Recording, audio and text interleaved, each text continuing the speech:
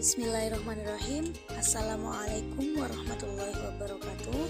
Perkenalkan, nama saya Eka Setia Putri dari Prodi Bimbingan Konseling Pendidikan Islam, Institut Agama Islam Bunga Bangsa Cirebon.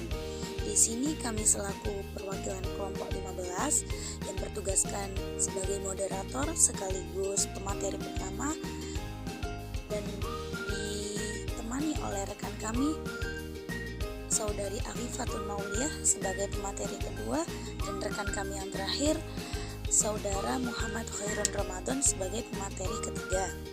Di sini kami ingin mempresentasikan tentang materi mata kuliah bimbingan konseling belajar dengan bahasan diagnosis gejala gangguan kesulitan belajar. Langsung saja untuk mempersingkat waktu, kami memasuki materi yang akan kami jelaskan. Yang pertama, di sini kami menjelaskan tentang diagnosis kesulitan belajar. Adapun sebelum memasuki ke diagnosis kesulitan belajar, kita harus tahu apa pengertian diagnosis itu sendiri. Nah, diagnosis dapat kita artikan nih teman-teman sebagai upaya atau proses menemukan kelemahan atau penyakit yang dialami seseorang dengan melalui pengujian dan studi yang seksama. Mengenai gejala-gejalanya seperti itu. Adapun studi yang seksama terhadap fakta tentang suatu hal untuk menemukan karakteristik atau kesalahan dan sebagai yang esensial. Keputusan yang dicapai juga setelah dilakukan suatu studi yang seksama atas gejala-gejala tersebut atau fakta tentang suatu hal. Nah, itu yang dinamakan diagnosis teman-teman. Selanjutnya, kita pahami kesulitan belajar ya. Kesulitan belajar ini adalah suatu kondisi di mana peserta didik tidak dapat belajar dengan secara wajar yang disebabkan adanya ancaman, hambatan, ataupun gangguan dalam belajar. Jadi, siswa yang diduga mengalami kesulitan belajar ini apabila yang bersangkutan menunjukkan gejala tertentu dalam mencapai tujuan-tujuan belajarnya. Dengan mengaitkan dua pengertian tadi, dapat kita definisikan bahwasanya diagnosis kesulitan belajar itu upaya untuk memahami jenis dan karakteristik serta latar belakang kesulitan belajar dengan menghimpun dan mempergunakan sebagai data informasi selengkapnya dan seobjektif mungkin sehingga memungkinkan untuk mengambil kesimpulan dan keputusan serta mencapai alternatif kemungkinan pemecahannya. Mungkin begitu ya teman-teman pengertian dari diagnosis kesulitan belajar tersebut. Nah, selain itu diagnosis kesulitan belajar pada siswa yang berkaitan dengan mengidentifikasinya, faktor dan gejala-gejala kesulitan belajar pada siswa. Adapun pembahasan yang kedua yakni masuk ke gejala-gejala kesulitan belajar. Di sini ada beberapa faktor penyebab kesulitan belajar tersebut.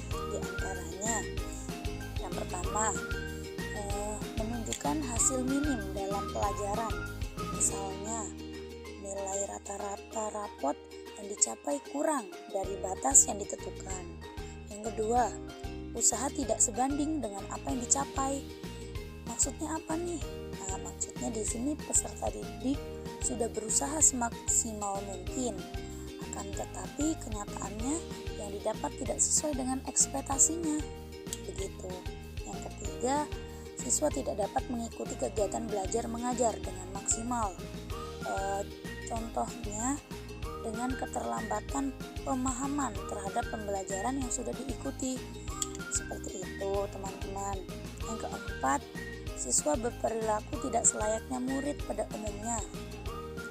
Misalnya, dengan tidak mendengarkan penjelasan guru dengan baik, acuh tak acuh, atau bisa tersinggung dengan nasihat guru yang disampaikan. Yang kelima, siswa menunjukkan sikap yang aneh, misalnya mengurungkan diri, tidak mau diganggu, marah tanpa alasan, ataupun bingung dengan situasi yang ada. Yang keenam, siswa mempunyai IQ yang dinilai tinggi, tetapi kenyataan mereka mendapatkan prestasi yang minim secara potensial. Yang ketujuh, siswa mengalami ragam diagram terhadap prestasi yang didapat, bisa menjadi yang terunggul dan juga bisa menjadi yang terendah. Nah, dengan demikian dikatakan tidak stabil. Adapun gejala-gejala kesulitan belajar seperti itu teman-teman. Mungkin penjelasan kami cukup sekian, dilanjut oleh rekan kami, saudari Aminatun Maulidia. Baik, terima kasih kepada moderator. Jadi di sini saya akan memaparkan prosedur atau langkah-langkah dalam diagnosis kesulitan belajar. Menurut Ross dan Stanley, ada beberapa langkah yang bisa kita lakukan dalam mendiagnosis kesulitan belajar. Yang pertama itu siapa-siapa siswa yang mengalami gangguan.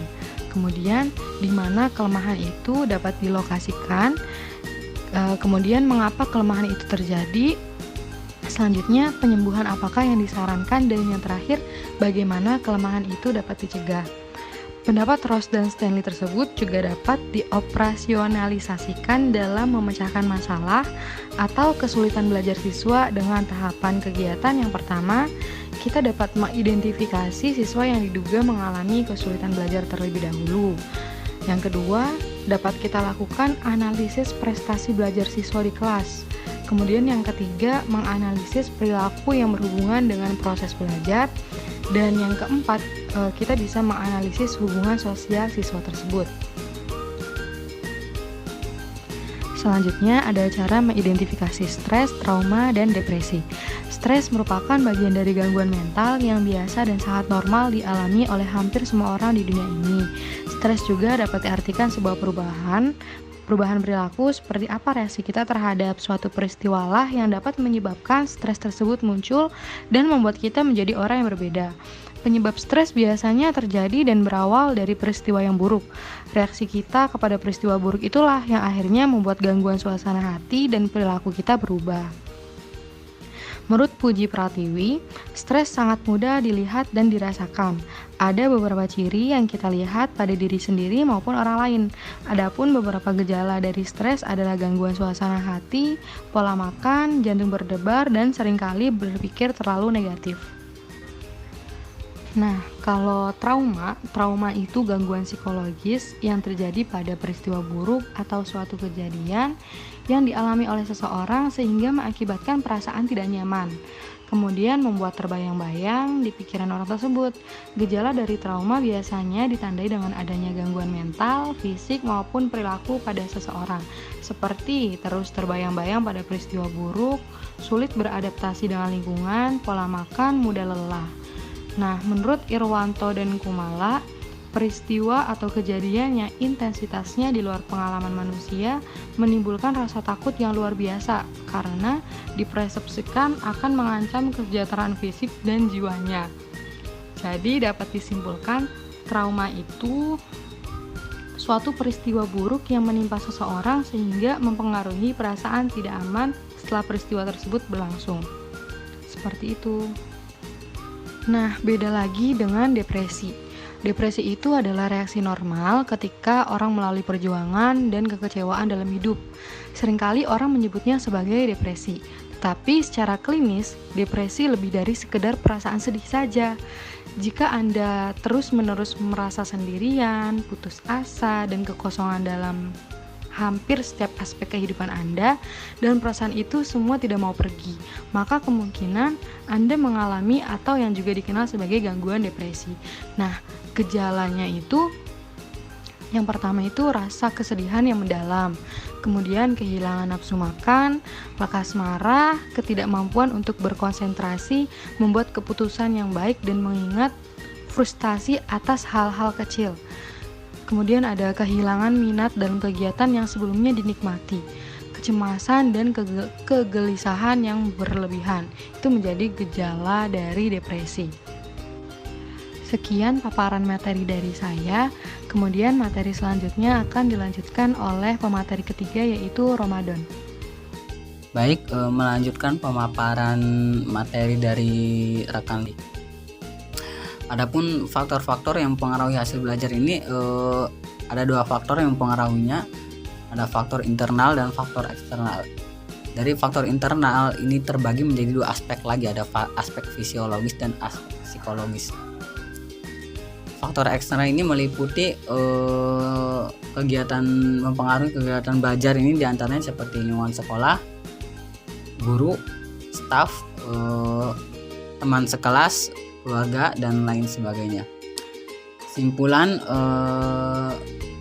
diagnosis kesulitan belajar ini memang adalah kondisi di mana peserta didik tidak dapat belajar secara wajar gitu, yang disebabkan adanya ancaman hambatan atau gangguan dalam belajar. Jadi siswa yang diduga mengalami kesulitan belajar ini apabila yang bersangkutan menunjukkan gejala tertentu dalam mencapai tujuan-tujuan belajarnya. Adapun